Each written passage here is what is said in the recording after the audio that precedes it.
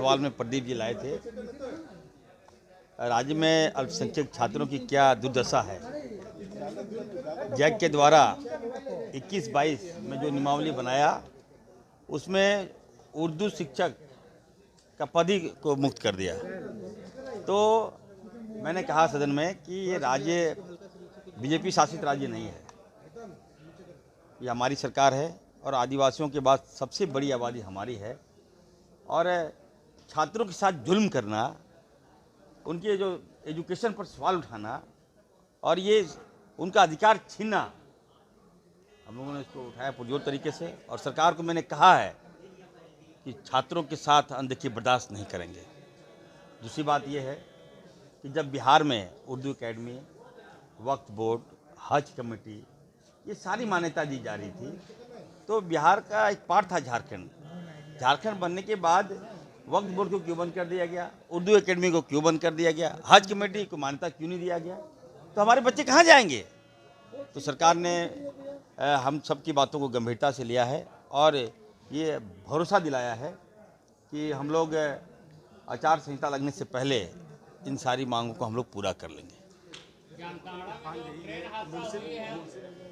मेरा ये मानना है, देखिए, झारखंड में अल्पसंख्यक होना पाप नहीं है। उर्दू शिक्षक जब सरकारी मदरसे हैं तो बच्चे तो वहीं से पढ़ेंगे, तो आप उसकी मान्यता को क्यों आप छीन रहे हैं। वैसे कौन सा पदाधिकारी है जिसने ये नियमावली लाया कि उर्दू शिक्षक में हमारे बच्चे का जो रिक्त पद था उसको आपने बंद कर दिया। अभी सरकार कह रही है 8,000 बहाली देंगे। हमने कहा किसी कीमत में हम बहाली नहीं देंगे।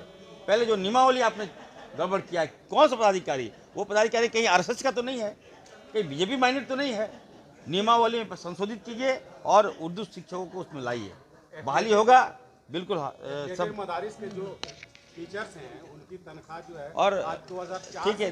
दूसरी बात है, रेलवे का जो एक्सीडेंट हुआ है हमारे विधानसभा में, हम देश के प्रधानमंत्री से मैं आग्रह करूंगा कि बहुत बड़ी घटना है, घटना बढ़ सकती थी, जिम्मेवार कौन है।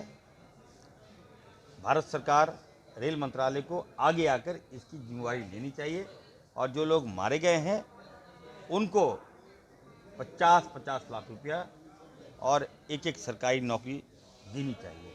हमारी राज्य सरकार से ही मैंने आग्रह किया है, वो भी देंगे। और दूसरी बात है, हमारे एक सांसद हैं जो निशिकांत दुबे जी, उनका ट्वीट मैंने देखा।